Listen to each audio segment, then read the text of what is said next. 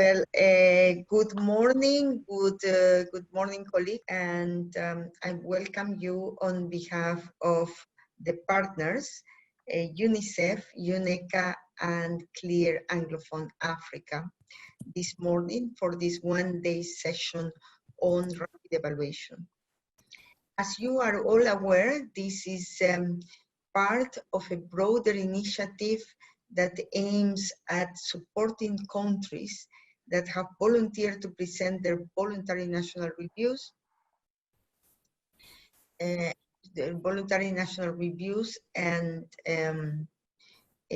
the high-level political forum on 2021. We started 1 month ago or so with a core training, 3 days training, that was the overall an overview of what is the what VNRs are, what is the purpose. We started with the theory of change, and we went through the cycle, but also we went also why is it important to embed evaluation, to embed evidence, and what is the purpose for doing this. We also explained in that training that we will have monthly activities that will combine training with technical assistance. And actually today, in the first hours, we will be going through the rapid evaluation training. And in the latter part of the day, we will be dealing with your work plans, country work plans that you have presented.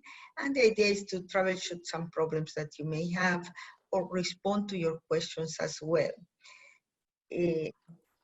We will have another training in September that will be on evaluation synthesis, and we'll go that way as well. 1 day on training.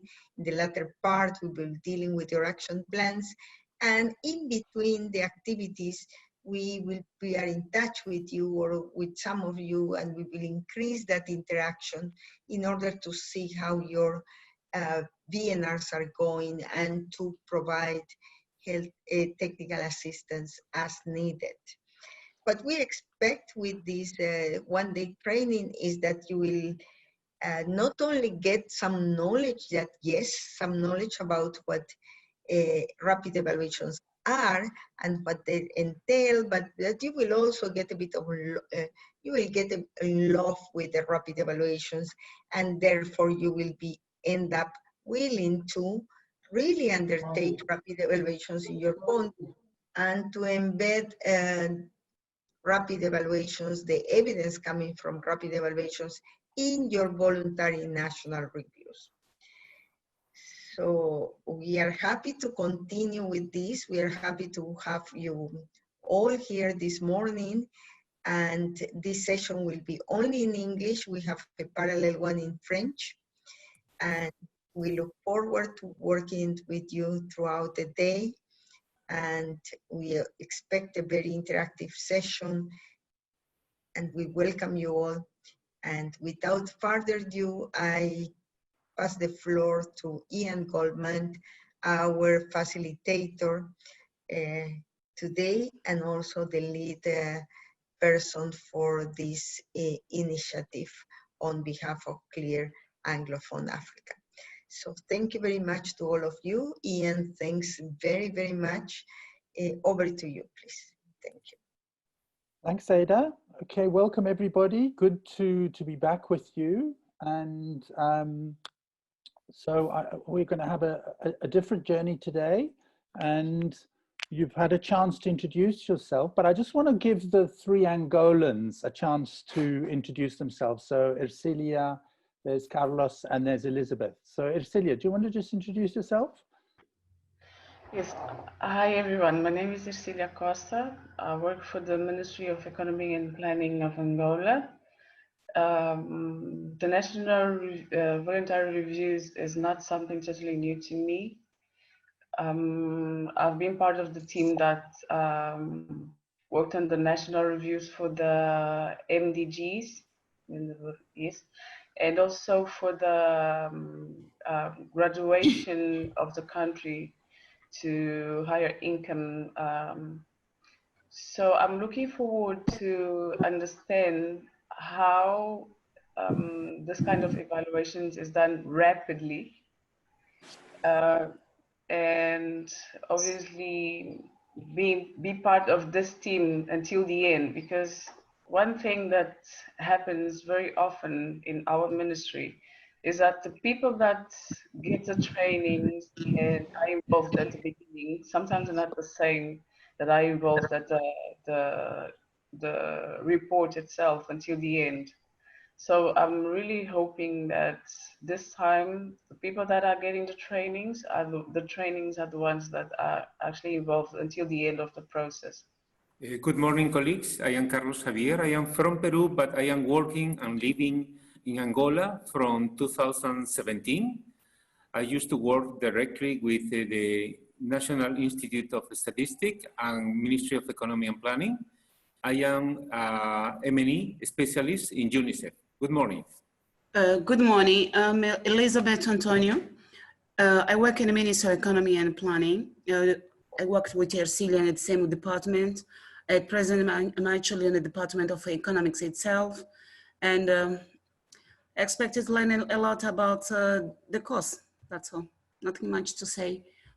Great. So Angola, since our last meeting, Angola decided that they were going to do a VNR. So they've been brought in and they're going to have some training to cover what we did last time, but they will be joining the Anglophone stream from now, which is why we invited them. I asked them to also introduce themselves because the rest of you have met before. Yeah, Ian, if you permit me, there is another Angolan participant here. Oh, okay. Eliana. Ah, okay. Eliana, would you like to introduce yourself? My name is Eliana Quinta. I am from Institute of Statistics from Angola. Okay. Okay, great. Thanks for great you could join us, Eliana.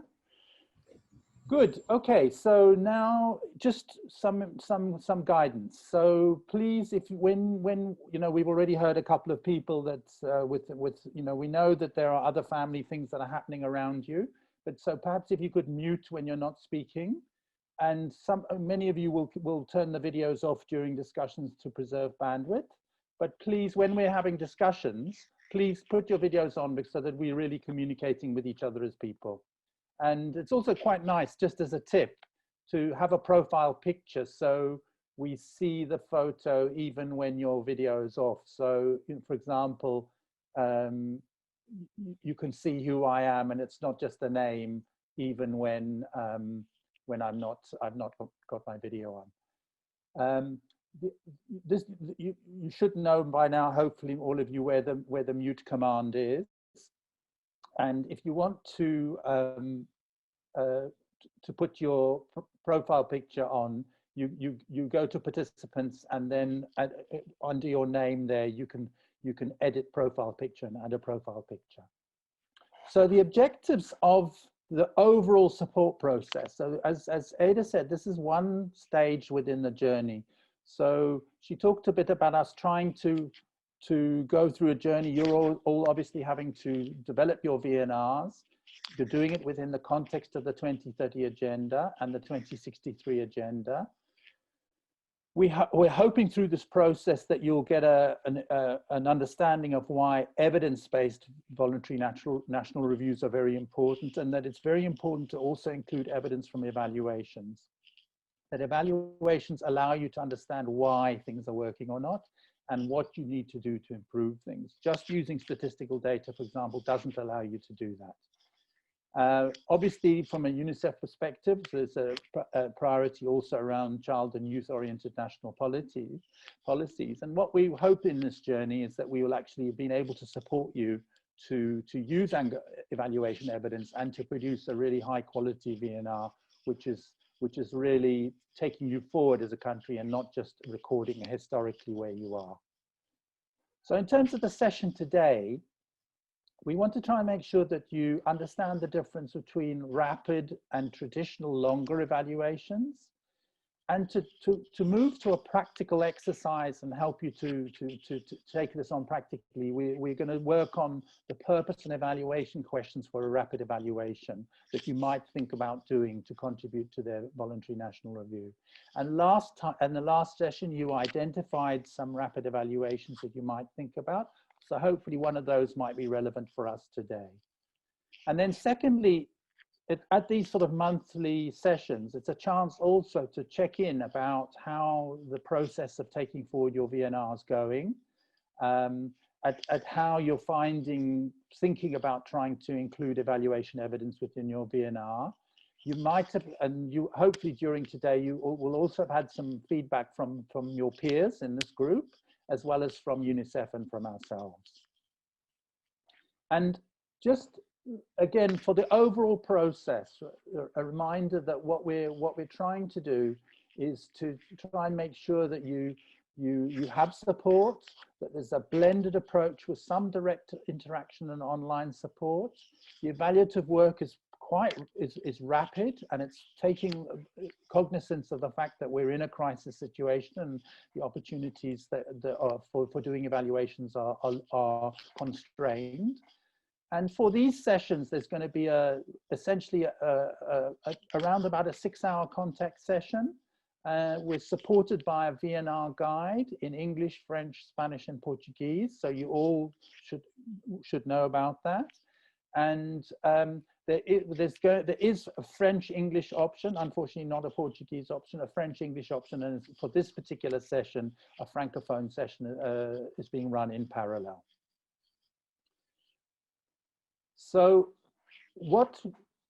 it's very nice with these Zoom sessions if we do not just use them to give you information, because you can get information in better ways. And in fact, in this course is developed around the guideline that you were all sent.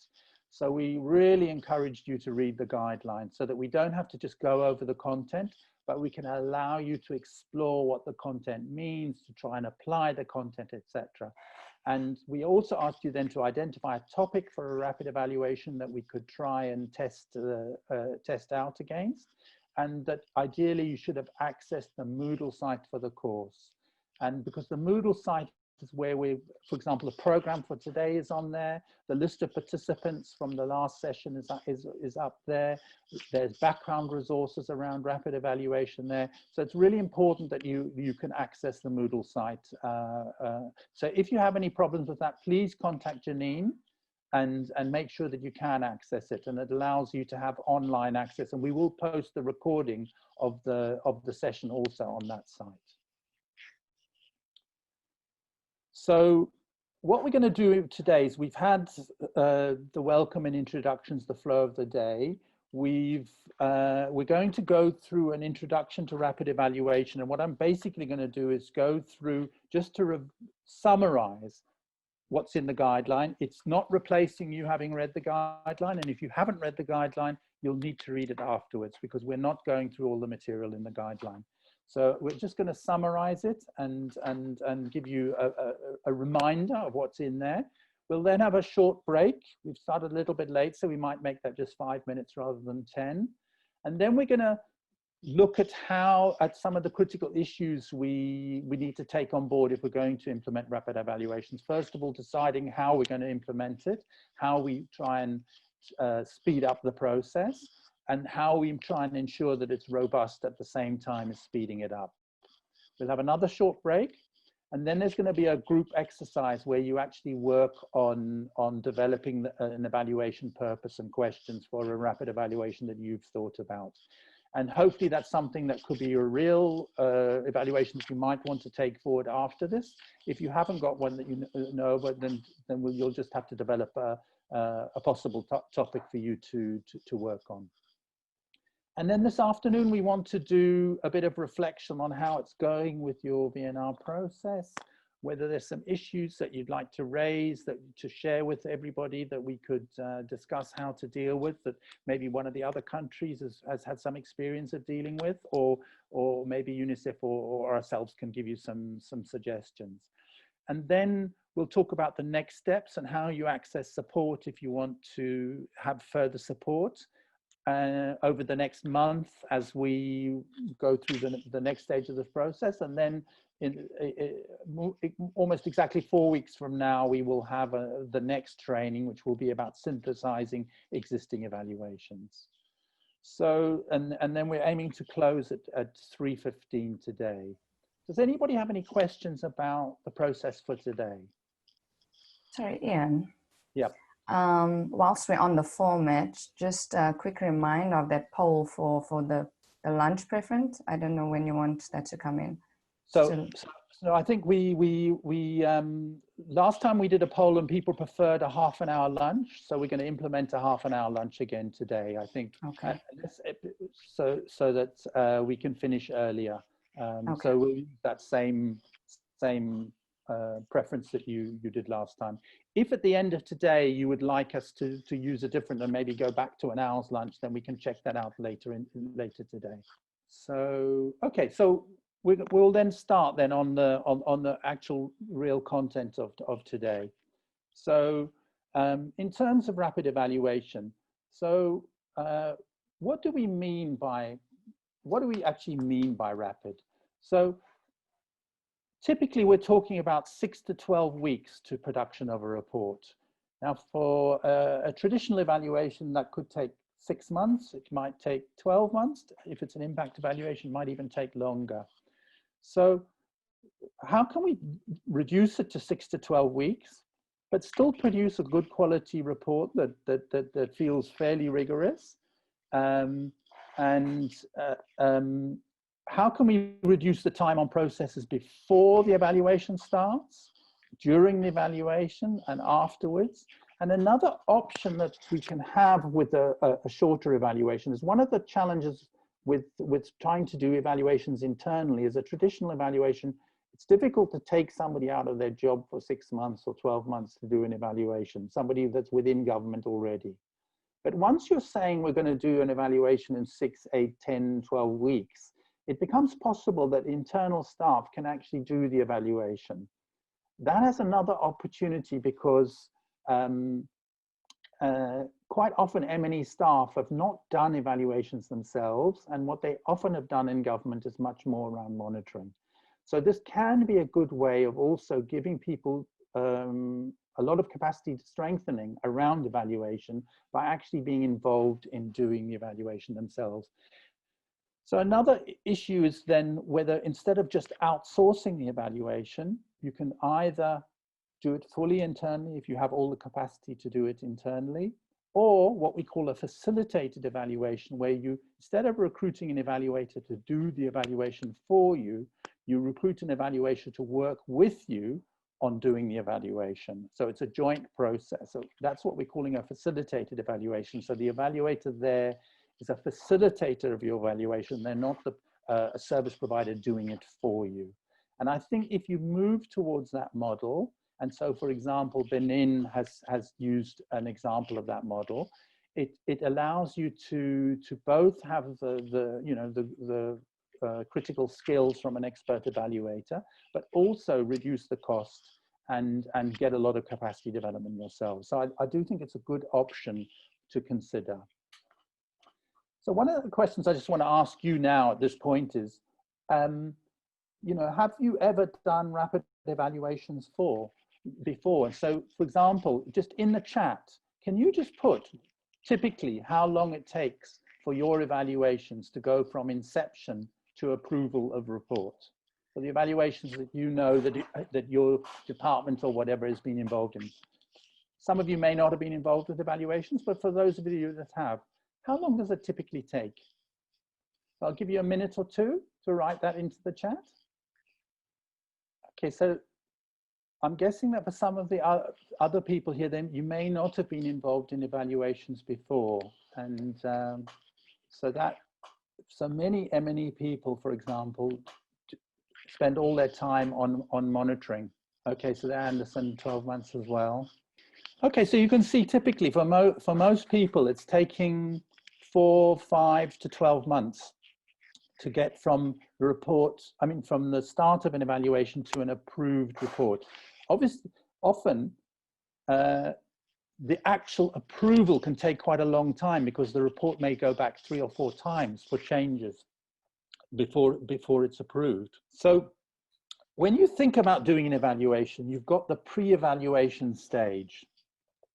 And that might involve developing a concept note, for example, for approval within a national evaluation plan. It might involve developing the terms of reference. It might involve planning the design of the evaluation. It might involve setting up an evaluation steering committee, getting the members of the steering committee approved by their departments, getting the terms of reference agreed by the steering committee, and getting buy-in from stakeholders to that. Then there might be a supply chain process that has to happen. So the pre-evaluation stage can take a long time in itself. And typically in South Africa, that may well take, the supply chain can take 6 months. So one of the issues with rapid evaluation is how can we shorten the whole pre-evaluation stage, not just actually doing the evaluation. So one of the key take-home messages from today is, don't just think about the time to do the evaluation, think about the pre-evaluation stage, think about doing the evaluation, and think about the period after the evaluation. And when you look in the guideline, we talk about the different stages, and we talk about what can be done around those different stages. There's obviously the doing the evaluation itself, and we will talk a bit more about that, and what you can do methodologically to speed up actually doing the evaluation. And once you've done the evaluation, there might well be some process like a management response where whichever department or ministry the evaluation has been done in has to respond officially to the evaluation. And in some cases, like in South Africa, there's actually an improvement plan that has to be developed to show how that department will act on the recommendations, and that improvement plan is monitored. And all of that has to happen, for example, in South Africa's case, before it goes to Cabinet for approval.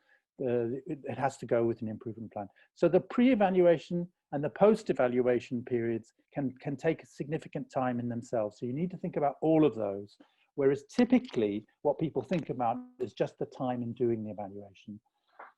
And the danger in short-circuiting the pre-evaluation stages, if you don't do this stage properly, you may get a report, but if you haven't done your management and governance arrangements properly, and you haven't ensured buy-in from stakeholders, you may end up with a report which is not used.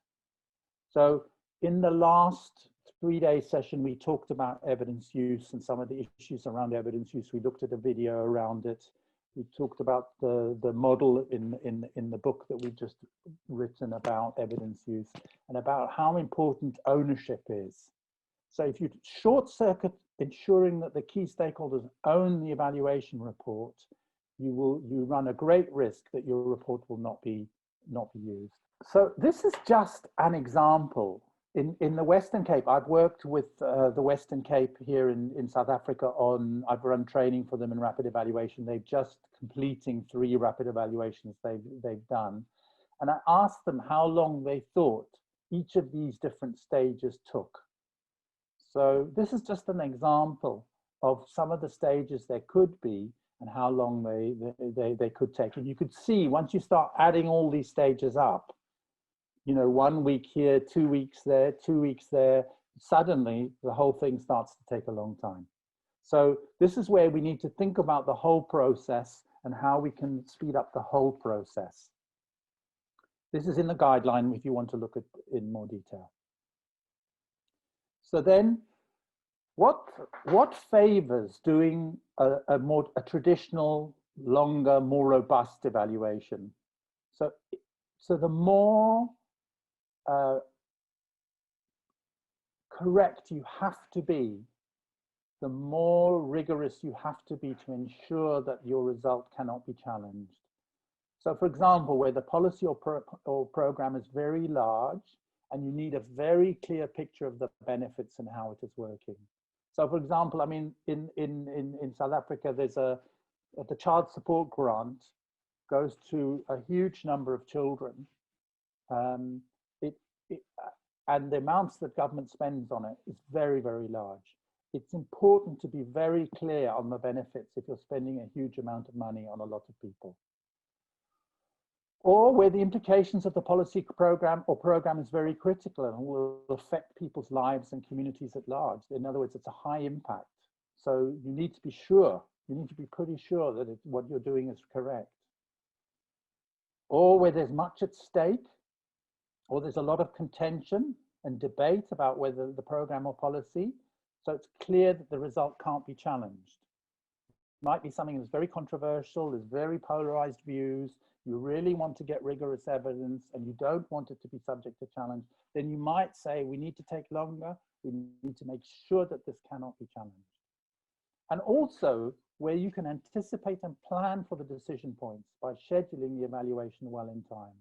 So if you know you've got a major program, it's coming up, its midterm will be in 1 year's time, it will finish in 3 years' time, you can anticipate that at midterm you want to do an evaluation to see how it's going and to make any changes. You've got the time to do it.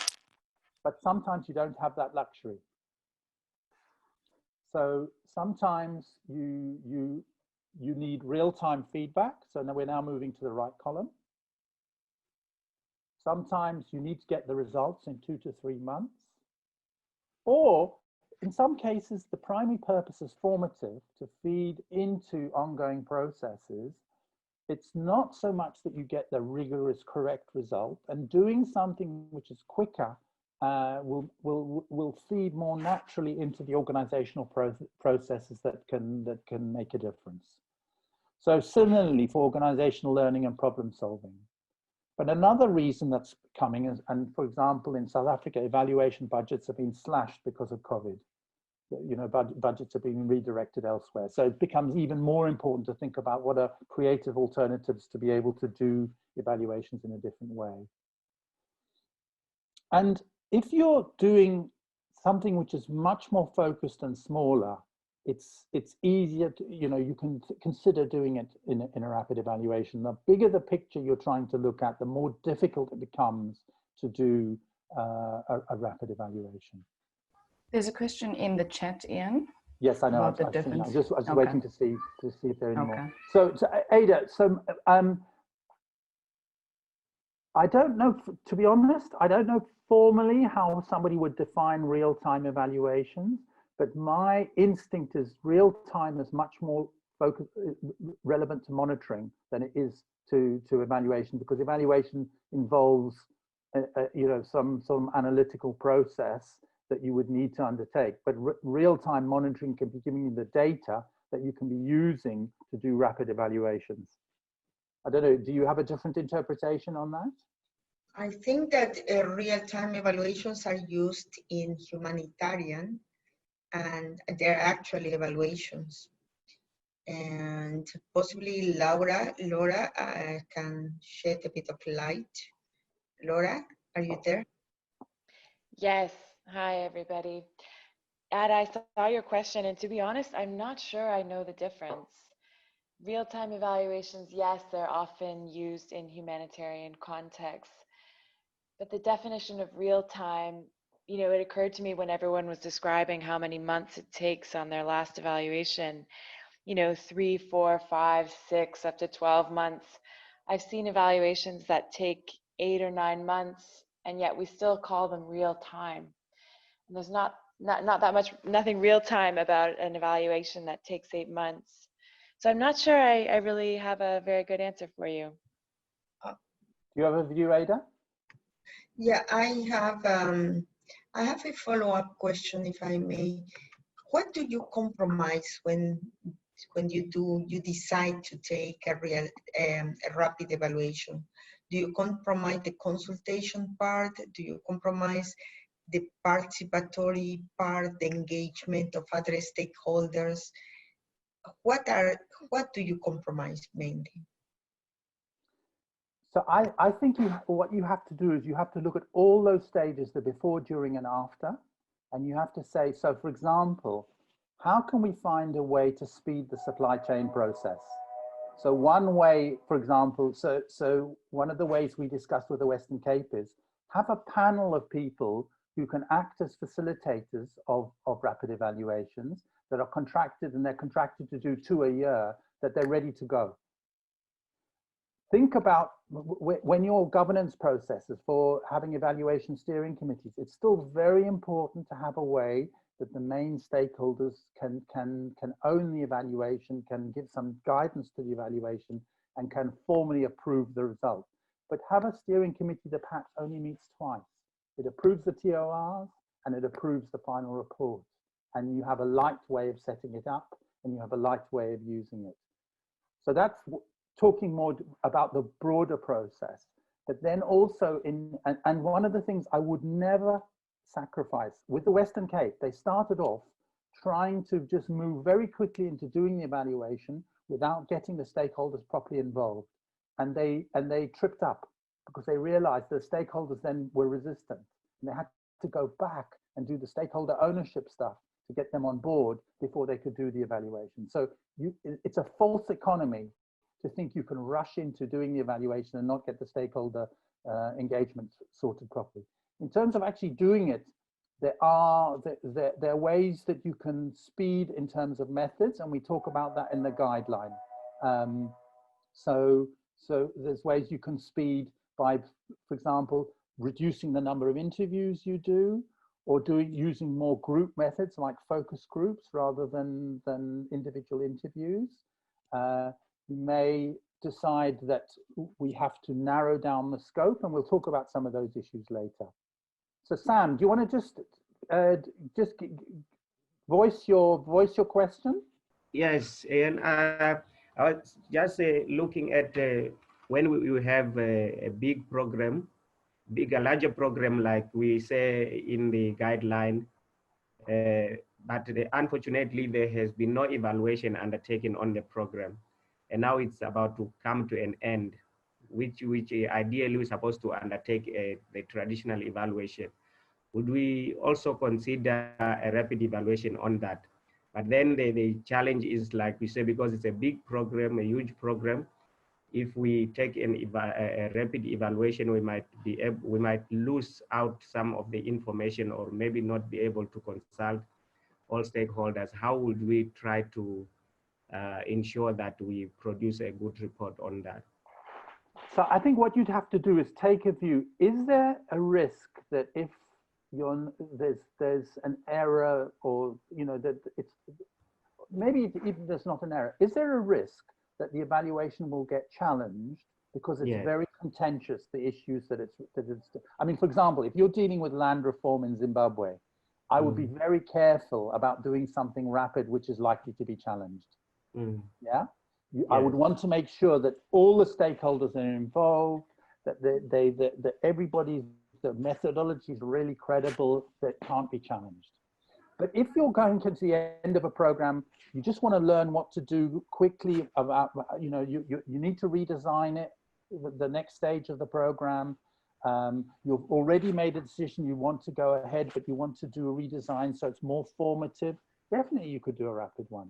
But if you're coming to the end of a large program, which has cost a huge amount of money, and you want to make a decision about whether you should continue, and there's lots of money at stake, you may say, look, I can't rush this. I've got to make sure I've done a proper job, because there's a big amount in the budget, that the budgetary implications are very large. Okay.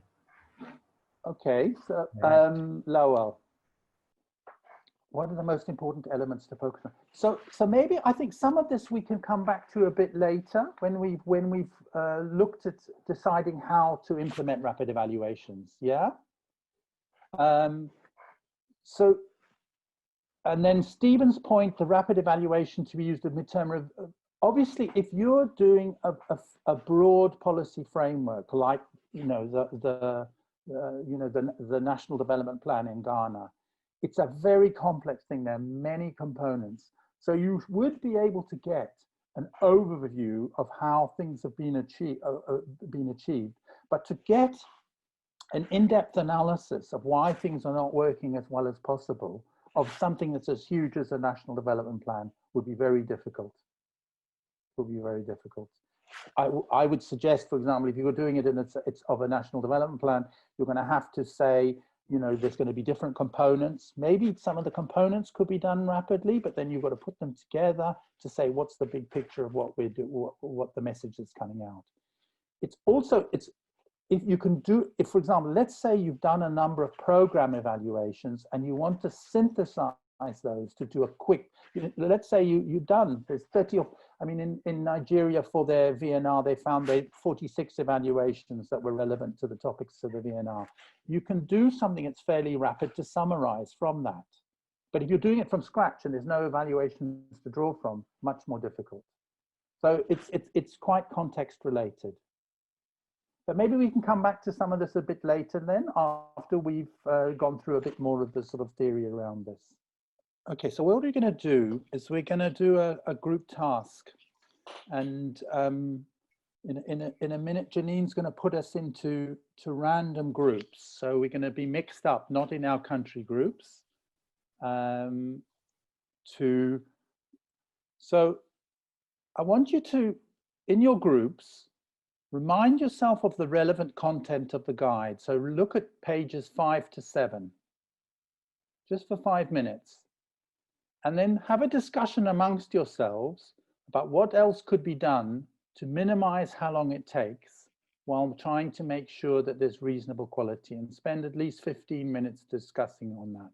And then we're going to ask you to report back on what the guide suggested and any additional suggestions that you had. Just a couple of minute report back.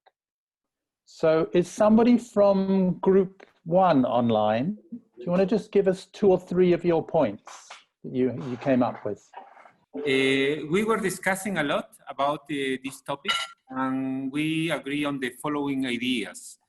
The first one is that the aim of this rapid evaluation, of course, has to be to provide useful information, useful results. The second idea is that the TOR of this rapid evaluation should be very focused, a minimum number of evaluation questions, just to be very smart and very focused on the topic, on the evaluant. The third idea that we were discussing is about ethical approval of this rapid evaluation, because for being rapid, at the same time needs ethical approval. So it has to be very planning, the planning has to be very planned in adequate time. And of course, the recruitment of the evaluator has to be simplified, and the decision-making process, we estimate that the number of layers has to be reduced at the minimum, because it will take time. And the last one is that the data collection analysis has to be very pragmatic, has to assume a very pragmatic approach, and of course, working in teams just to triangulate the information. Thank you. Okay, group 2. So we talked about ensuring not just the M&E person is on the core team, but somebody with programmatic expertise is on the team. We also talked about steering committee members and being very selective about who to reach out to in terms of being mindful of time commitment that is required to review and to contribute. And then lastly, to ensure that the resources are well in place before you start the rapid evaluations. Our group has looked at the process of procurement in case of having to get technical assistance. We have agreed on having a previous list of possible technical assistance that we could get, so we wouldn't waste time on procurement. We also mentioned the need to improve the data collection. We could focus it on representative data, not the whole picture, but data that could represent the whole picture. And then doing data collection and data analysis simultaneously. We should also adapt. Sorry, Stephanie, if you could just come and help me here. That was your point.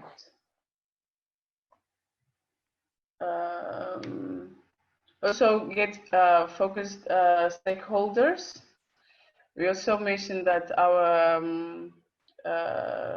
steering committee should also be very objective and make sure that at the level of the final approval, I mean, having enough involvement of the top management of the all ministers so they could approve the report as soon as possible. We would avoid being back and forth with the information. Okay, that's great. And I think there was one more group. Yes, that's group 4. I'll just quickly mention because much has been already mentioned. So one of the things was to discuss preparations extensively and to limit the scope and evaluation questions that we asked. Then the next one was key informants and literature review identified on time.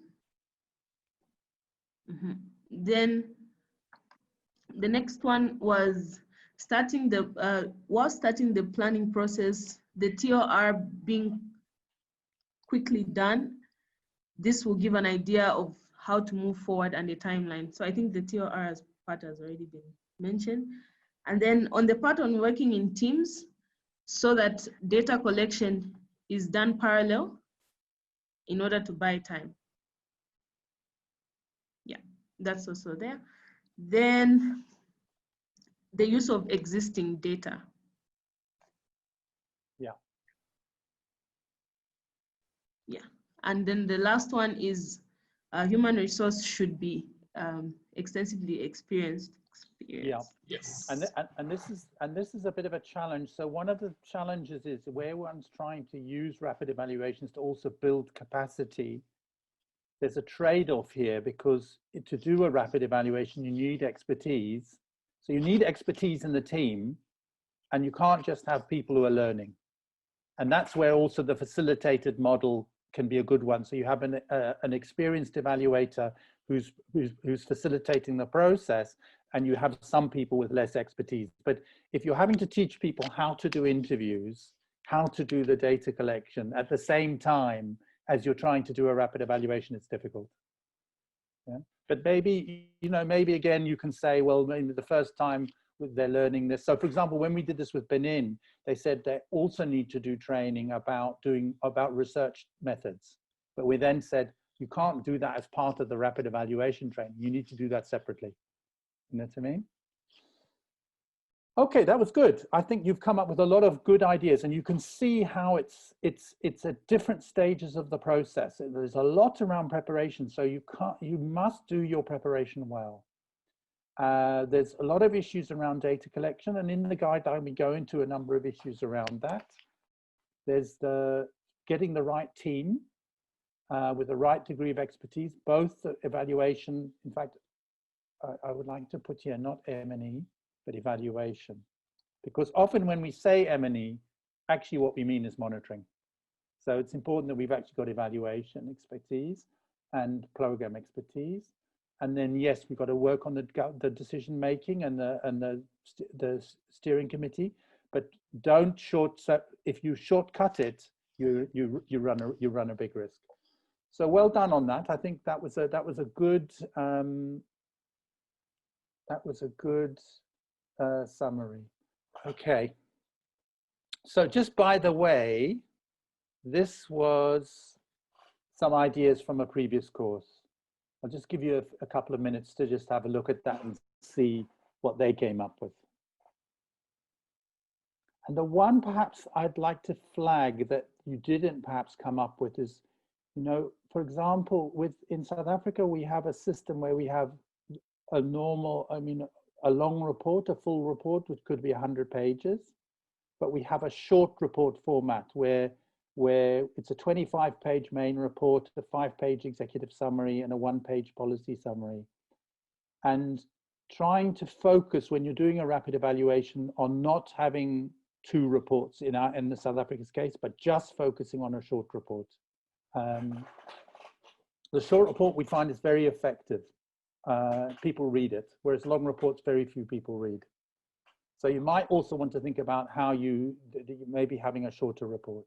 Okay, so just to summarize some of the key points, you need good preparation with focused inquiry, so limited scope and limited evaluation questions. People sometimes have far too many evaluation questions in terms of reference. You need to limit them. Limiting the scope.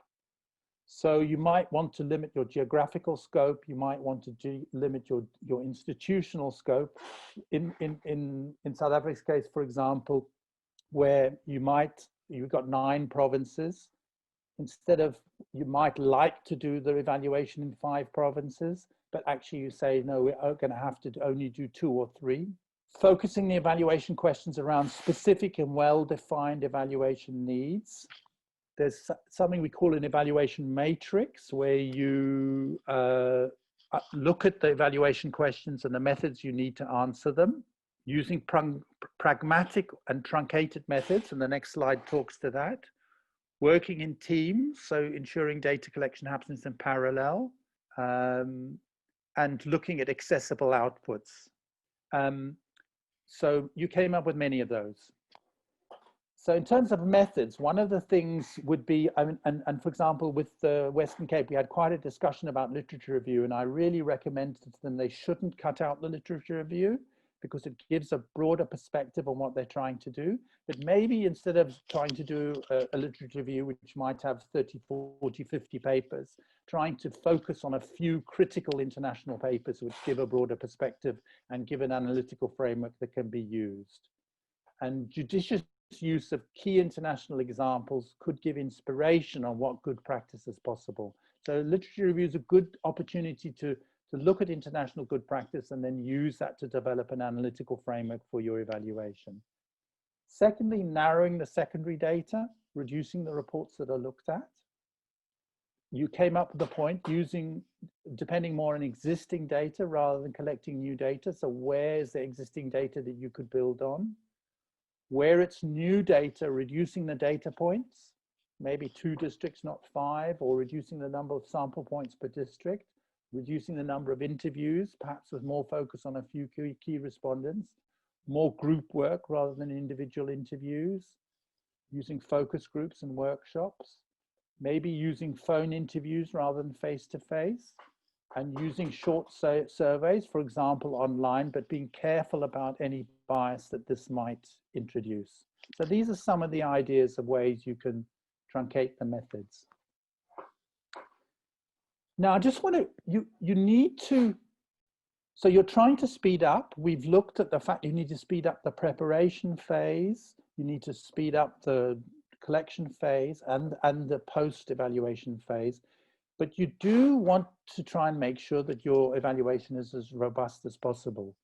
So what are some of the methods you can try and make sure that it is robust? So one is trying to, there's representativity, if possible, to be able to make inferences from your results. So this is an external validity issue. So it's a challenge because you're going to limit the number of data points in some way, but seeing if it's possible to do that so that you can make more general statements. The rigor of your individual methods. So even if you're going to use pragmatic truncated methods, doing them thoroughly, professionally, using your triangulation to make sure that you're getting consistent results across your different sources and questions, and integrating the evidence from your sources. I get very frustrated when I see evaluations which separate out their presentation by the different types of sources. They'll present on surveys, then they'll present on interviews, for example. You need to use to triangulate your information around the point you're trying to make. If you get contradictory information, checking on your data sources and digging deeper. Making sure you've got the key stakeholders for your interviews so that they really do know a lot about the topic in question. So you can use perhaps less interviews, but at least they're key ones. Making sure you've got a 360-degree picture. So you might have a view from above, a view from peers, a view from frontline, a view from clients. you can consider use of expert panels or workshops with experts where you bring in people who really know a lot about the subject to get a lot in a short space of time. And also you can use validation by experts who really know the situation. This might be experts on the ground or experts in think tanks or experts in universities or people who've worked as practitioners who know but finding ways to do that. And I always think it's important to use a validation workshop, even if you're having to do your workshop quickly. So validating by people who know the situation. Okay, so any sort of big issues people want to raise at this point?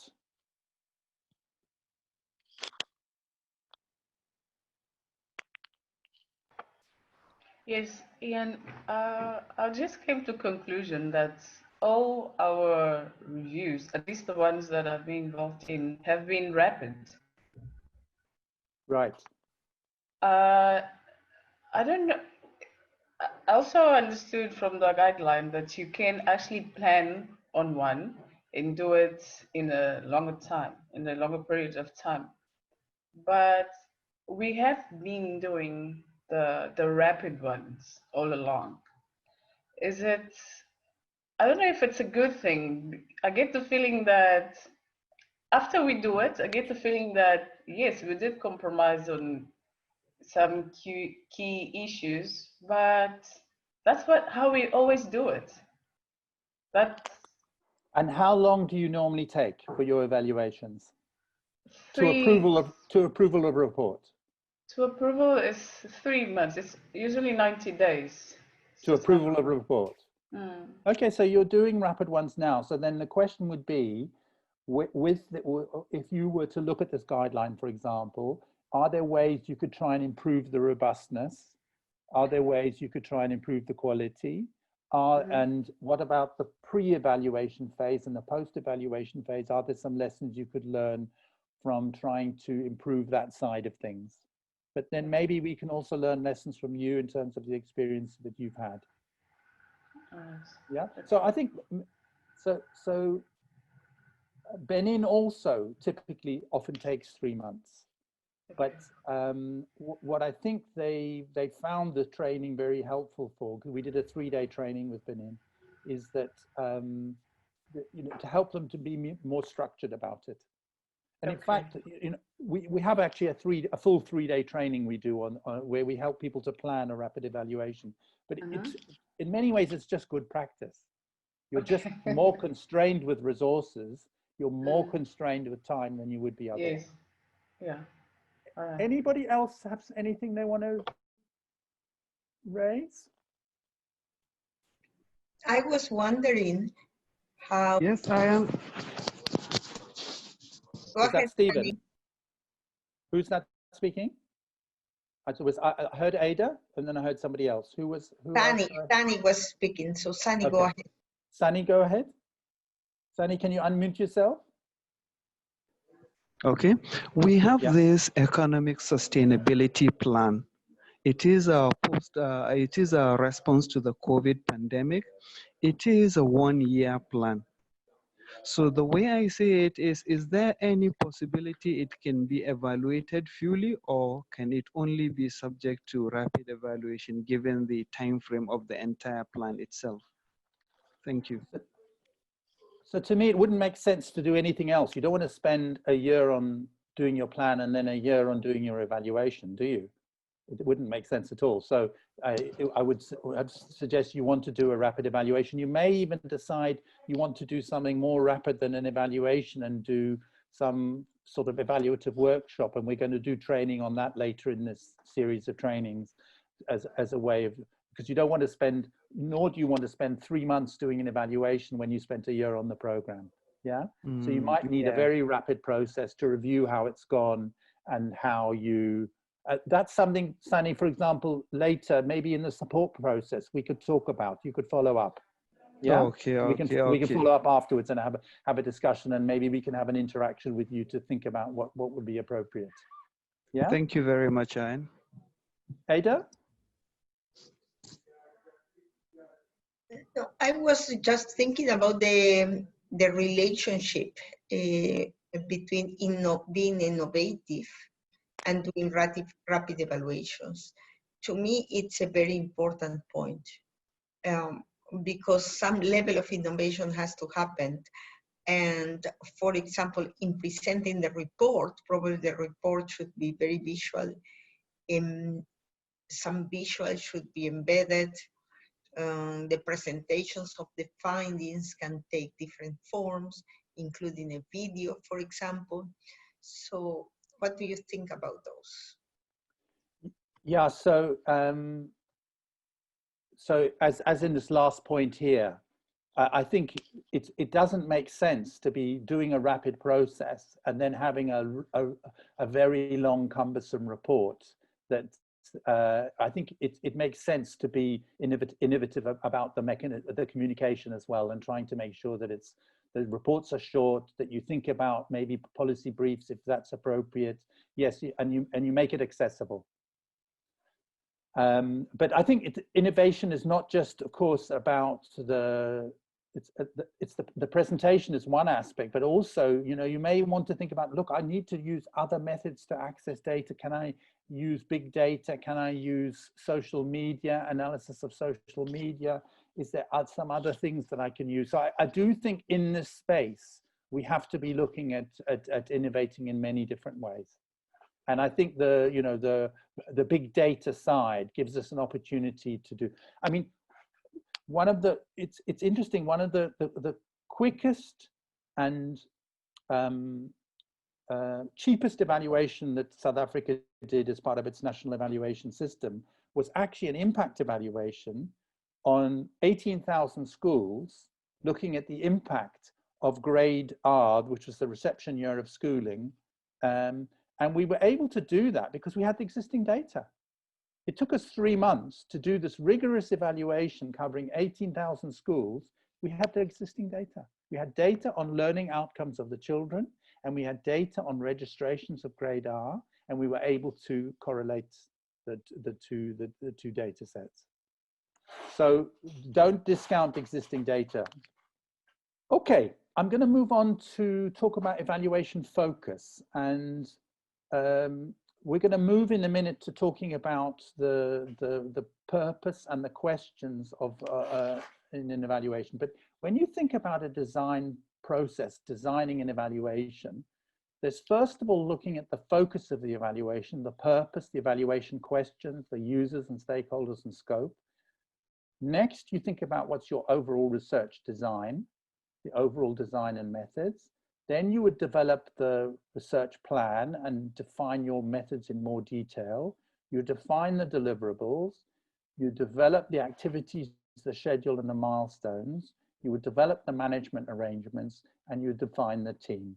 And all of that is covered to some degree in the guidelines. So hopefully you can be helped in that guideline to go through the whole process. We do have a 3-day training which covers all of this, but we've only got, you know, five hours or so to cover it today.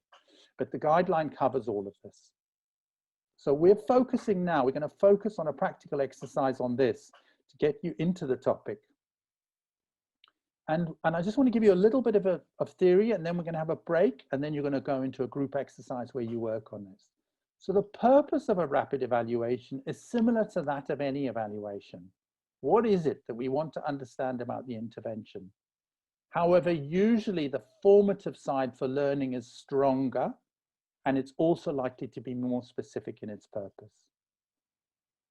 And in the guideline, we go through a number of possible questions for different types of evaluation and what the type of rapid evaluation purpose might be in that particular case. I'm not going to go through this. This is on page 10 of the guideline, but you can see that for a different type of question, you'll have a different type of evaluation and the type of purpose statement that you might have as a result. With evaluation questions, typically rapid evaluations have a more limited set of questions in comparison to bigger, more traditional evaluations. These questions must be linked to the purpose of the evaluation, and they emphasize establishing what the results or performance has been, or how improvements need to be made. And these can then inform strategic decisions which you need to do relatively soon. Now, the DAC criteria provide one lens at which you can look at and think about what the questions might be. The relevance of the program or policy, its effectiveness, its efficiency, its coherence, its impact, and its sustainability. These are some lenses, and some of you may be familiar with these. But typical questions would be around what results have been achieved, which, when you think of the criteria, relate to effectiveness or impact or cost effectiveness. Is the theory of change underlying the intervention working? And is the intervention, has the intervention contributed to the results you've seen? Have the right things been done? What do people think about the value of the various outcomes that they've experienced? Have things been done well? How are other government programs, policies, or procedures affecting the achievement of the program results or the policy results? Are the results sustainable?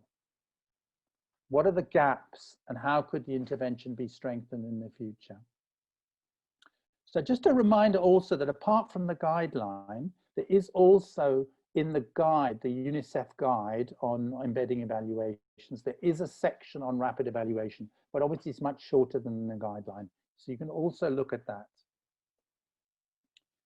One of the challenges, how to deal with impact questions if it's rapid, because this becomes much more difficult, okay? And a big issue that we've raised and talked about is the scope in addressing these questions may need to be limited. So in the VNR guide, we have this section, yeah, which goes through different types of evaluation, and it talks about the key question, the examples of the purpose, the typical evaluation questions. So we're now going to do a group task, and you're now going to be in country groups. You're not going to be random. You're going to be in your country groups. So develop a short purpose statement. Then once you've done that, just check, does it seem appropriate? Does it seem feasible for a rapid evaluation? Develop 5 or 6 evaluation questions that would help you to unpack that purpose. And check, are the questions important? Are they necessary to address the purpose? Are there missing questions? Is it realistic for a rapid evaluation? And one way you can check, is it realistic for a rapid evaluation? Just think about what difference would it be if you had more time? So Celia's saying you normally do it in 3 months, but if you had a bit longer, what would you do? So to make sure that you are scaling back your expectations about what you can do in 10 weeks or 12 weeks for your rapid evaluation.